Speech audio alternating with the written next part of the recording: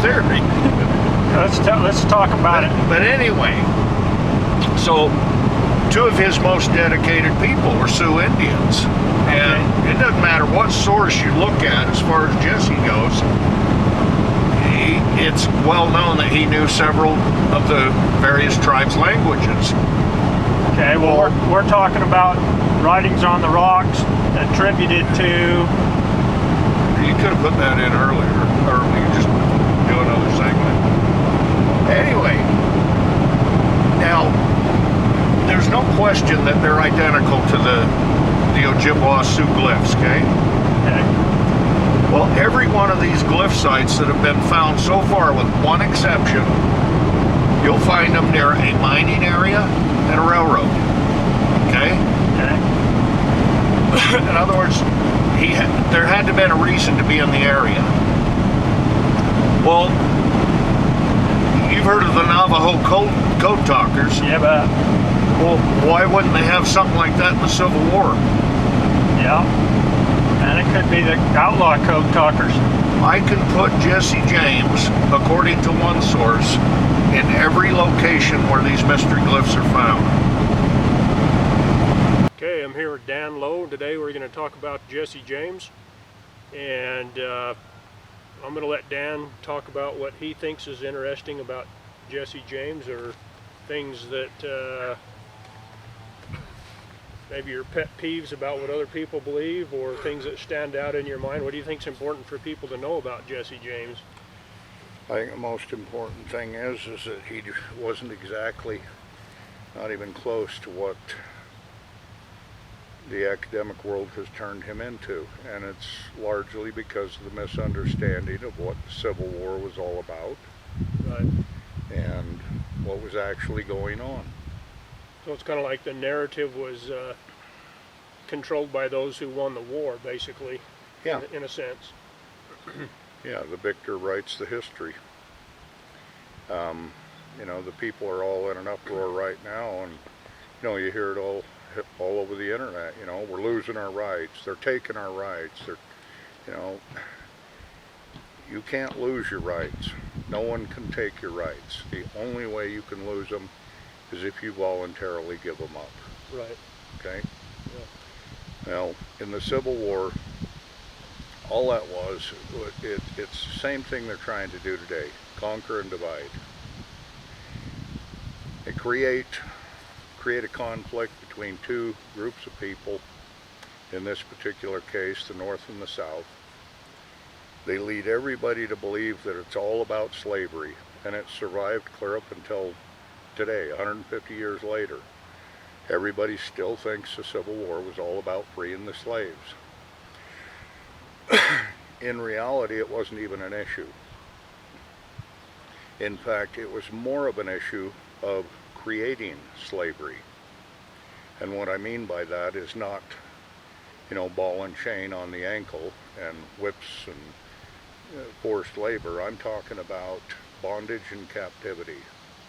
Mm-hmm. And this is what the South was trying to prevent. With a system that controls its citizens, basically. Yeah, first you create the division, you get the conflict going, you constantly keep a watch the birdie thing going, okay? I personally think that's what the slavery issue was, is watch the birdie. Mm-hmm. Pay no attention to the man behind the curtain. What I see was actually going on is you have a people who were pretty pissed off because we kicked them out of here in 1776. World bankers, Right. royal families, the elite. They tried again in 1812.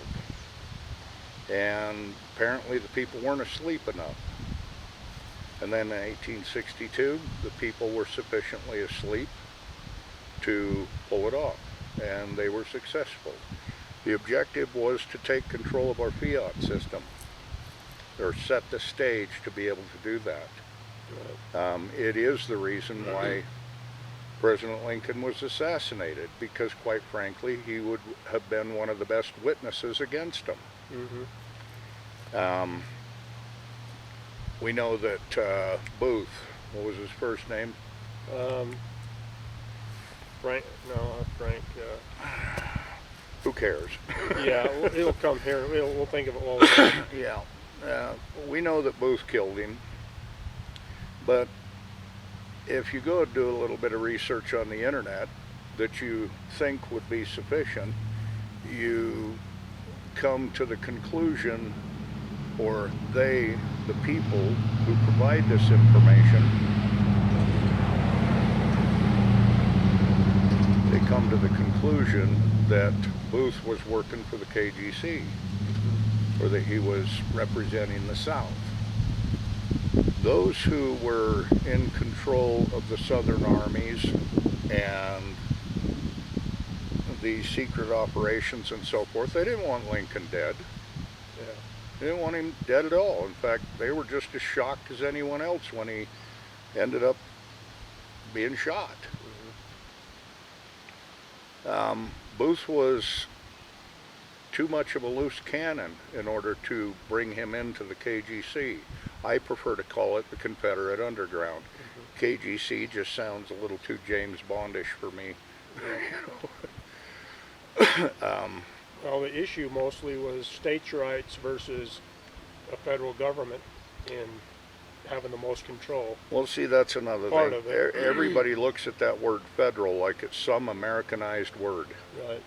And if you want to really know the truth, take that word federal and replace it with foreign. Yeah. And there you've got it. They don't belong here.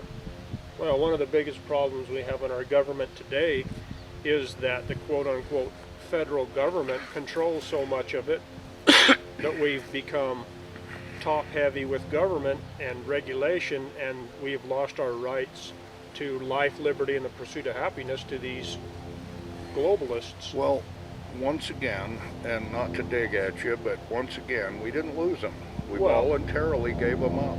We've been without them for so long that nobody's protesting against them. Right. It's We don't even realize that they're gone. Really. What's the old adage about boiling the frog Right. in the frying pan? You put him in hot water and you just Jumps out. keep turning up the heat a little bit at a time, and he'll sit there until he boils to death Yeah. if you just do it a little bit at a time. Right. And anyway, back to Jesse James. I don't quite know how to describe him, but Jesse James was not some careless cowboy, rootin' tootin' cowboy going around shooting up anybody that might have some cash on him. Some people call him the Robin Hood of the Civil War, and that doesn't even come close. Yeah. Yes, he helped a lot of people out.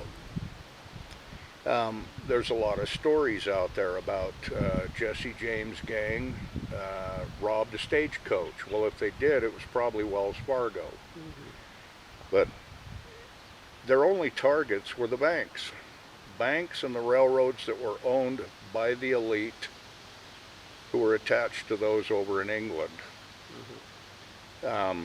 If you went and did a little bit of research on Salmon Chase and his buddy, and I can't think of his name off the top of my head, you'll find a conspiracy right there sufficient to warrant shooting Abraham.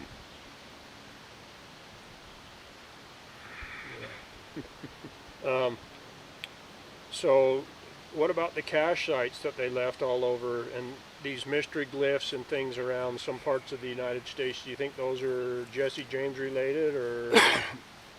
Well, 20 years ago, somebody told me that those were KGC related or Confederate Underground. Mm-hmm. I'd have probably laughed my head off. Right. But there's too many things that points to the mystery glyph as being of KGC origin. Right. And one of the smaller things is the fact that two of his primary operatives were Sioux Indians. Mm-hmm. And it's never been a secret, his ability to understand the Native American languages, and in addition to their sign language and their hieroglyph system. So So you think that where these glyphs are found, there's a what's the word I'm looking for? Substantial cache. Substantial cache nearby associated with each one of those. Not necessarily, but highly likely. I mean, we don't know how many of those were recovered. We don't know how many somebody has stumbled across and recovered. The chances or the likelihood is not very high, because you're going to hear about it in one way or the other, okay? People just don't know how to keep their mouth shut. Seems like in one of the books, maybe the Black Book, that they talk about there was a cache that one of his relatives went after, and he ended up getting blown up or something in a booby trap. Well, it wasn't his relative, but it was a KGC operative, I believe, that shared the information with his grandson. Okay. He warned his grandson, told him to leave it alone, but he decided he was going to go and try and retrieve it, and from what I gather, he blew himself to kingdom come. Mm-hmm. I'd love to be able to go look up any newspaper clippings, just to validate it, you know. Was that in the Black Book? Was that record or account, or? I think it was. Okay. And it's just one of the things I haven't got to try to prove or disprove. I mean, it's going to take a lot of time. Now, we were talking about some interesting things this morning, and you showed me a bunch of photographs of later in life, the photographs that came out from that birthday party and some of the other things that... The Hereford photos. The Hereford photo. Yeah. Talk about that, because, I mean, I could see what you're talking about, and it looked like Jesse James, and every individual in those photos was also in that photo from his family earlier in history. Yeah.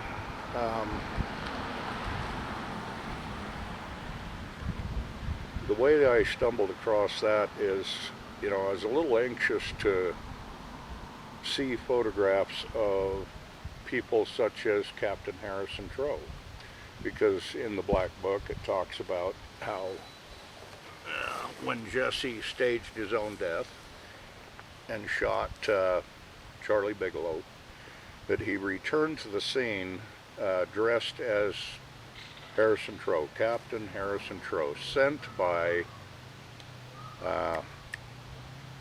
can't think of his name, Governor Crittenden. And, you know, and I always wondered, how is it that he showed up on the scene, the crime scene, 30 minutes after it happened, and he was sent by Governor Crittenden? Governor Crittenden lived 250 miles away, and last time I checked, we didn't have telephones in those days. Yeah, they had the telegraph, but that was it still. It would have taken 2 or 3 days to get a dispatch back. Yeah, I mean, it's not only unlikely, it's near impossible. I just don't see it happening. But there's always, you know, there can always be some circumstance, something that you don't see that could make it possible. But it's all the other corroborating evidence that has been discovered as I've gone through this book, doing an assessment, trying to make a determination whether it's actually, if the book is factual, or if it's fantasy, or if it's a little of both. I don't know how many of the actual claims that I've dove into and tried to prove or disprove, but so far I haven't been able to disprove anything. And there's some major key factors that settles it in my mind that for the most part that book's factual. But anyhow, after reading the part about Harrison Trow and digging into it, at the time I just couldn't find any photos of Harrison Trow. And I remember putting the question out there a few times, whether on Facebook or in an interview, I don't know. And one individual contacted me and said that they had visited a museum down in Hereford, Texas. I gotta start saying that right, Hereford. Yeah, like the cow, Hereford cow. Well, I've always said Hereford. Yeah. And I grew up on a farm. But he said that he had been to the museum down there, and there was a picture of Captain Harrison Trow and his wife hanging on the wall. And so I eventually got in touch with one of the people that worked there, a young lady. I don't remember what happened, but after about 6 months it pretty much fizzled out and never got anything. And I don't know how much more time went by, but eventually I contacted, I think, the same person, might have been someone new, and they said that they'd take the time and go around the museum and see if they could find the photo. And next thing you know, I get two beautiful photos in my email, apparently taken in 1920 from the same event, which looked to me from the photos to be some kind of a birthday celebration. And sure enough, there was Jesse James, Captain Harrison Trow, but the thing that would have convinced me or turned me away from it would be his wife. I knew it had to be Myra Bell. And please understand, Belle Starr is not the same person as Myra Bell. They are two entirely different people. Jesse James was never married or really had anything to do with Belle Starr. Okay? I'll tell you some other time how that all came about. Well, down at the bottom of the photo it had the people's names, or at least the names they were using at the time, and it said Mrs. Trow. And I looked at the photo and immediately I knew that it was Myra Bell. Sure, she was, probably clipping around 60 some odd years old, but it was Myra Bell. And, and I know what it's like. You got people coming up with tintypes left and right. Like, oh, this is Jesse James, or this is Billy the Kid. And any half-wit can look at those pictures and say, where the hell do you come up with that? And you know what? I might be just like them. But I put the photos out there for comparisons and let the people make up their own mind, But I'm convinced that that's exactly who it is. Weren't there other individuals that were tied Yes. to Jesse James in that photo as well? The more I started looking at them photos, I noticed another elderly lady, and she's probably in her late 80s. And I looked at it and my hell, that's Jesse's mother. And I thought, well, who's this guy that she's got her hand on his back? Obviously she's with him in the photo. Well, I'd never even attempted to look up Jesse James's father. And if you go do an internet search, you're going to get what everybody else believes. You get the orthodox belief, and that's Robert Samuels. Anyway, Shirley, Robert Sam. No, that's Myra Bell. Oh hell, I can't think of his name. But anyway, that was not Jesse's dad. Okay, because that guy was married to Zerelda. Zerelda was not Jesse's mother. Zerelda Cole James. That's not Jesse's mother. It's his aunt. And if you read the Black Book, you'll find out why it's his aunt and why she ended up going down in history as his mother. Anyway. So I do a little bit more research. I believe there is a statement made within the Black Book that led me to who I'm positive was Jesse's father, and that is Robert Suthers James, the very man who fired the first shot in the Civil War. And of course history's got him dying off sometime in I think the 60s. I'm here to tell you he didn't die, because that's him in that photo. It looks like him. Looks very similar. Another photo popped up from, I can only assume the tintypers, and you know, of course they want it to be Jesse James and Frank James. I mean, you could find any old tintype of two boys standing there, and everybody thinks it's Jesse and Frank. And this photo was right along the same lines. And I looked at it, and I said, that's not Jesse James. But the kid on the left, though, looks an awful lot like the host in the home where they took the photo shoot in 1920, Captain Harrison Trow, on this birthday party. Epineus Bushrod Black. The kid looks just like him. The more I got to looking at the other kid, see, I thought the two boys and the two girls in the photos were couples. The more I looked at them, and I'm looking at the other people in the Hereford photos, thinking, those are Jesse's kids. You know, all grown up now, but in the Hereford photos.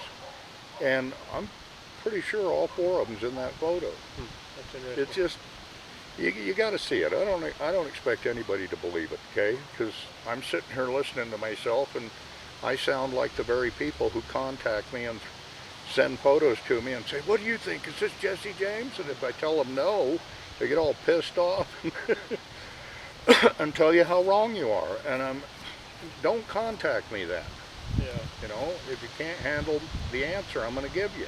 I'm no more an expert at identifying photographs than the so-called people who are supposedly experts. How do you become an expert at identifying photos? Yeah, just by analyzing them over and over. Is there a course you go through? A degree? You know, but the way I see it, you've either got it or you don't. Yeah. And I look at every little detail, every curvature of the face, the shape of the chin, the part in the hair. Keep in mind, photos can be reversed, but Right. there's lots of little things you can look for. And you have to understand that noses don't stay the same. Ears don't stay Right. the same. Now, maybe changing the subject a little, but what is it about Jesse James that that you think that people are so interested in? Is it the mystery of his death? Is it his life? Or I think it's a little bit of everything. I think it's the fantasy of it, whether it's true or not. right? The romance in it. Just every little thing that people have created, and those things that may or may not be true about him. It's like why do we watch James Bond? Yeah. He's an interesting character. We know he's not real, and we know there's probably no one individual out there that can do everything he does. But I don't know. I find it interesting how even after Jesse disappeared, all the people that had been in his life before that all seemed to have money for the rest of their life. Well, yeah. Which if he was an outlaw and if he had died, it looks like a lot of those resources would have drained or dried up. You would think so. But if you go look up William A. Clark, whoever took all the photos, they weren't shy about doing it. There's tons and tons of pictures of William A. Clark. And there's talk in the book is William A. Clark was actually Jesse James, and he actually became a senator in Montana. And I don't doubt one bit of it. But it's not because I read the story and thought, oh, wow, I think that's true.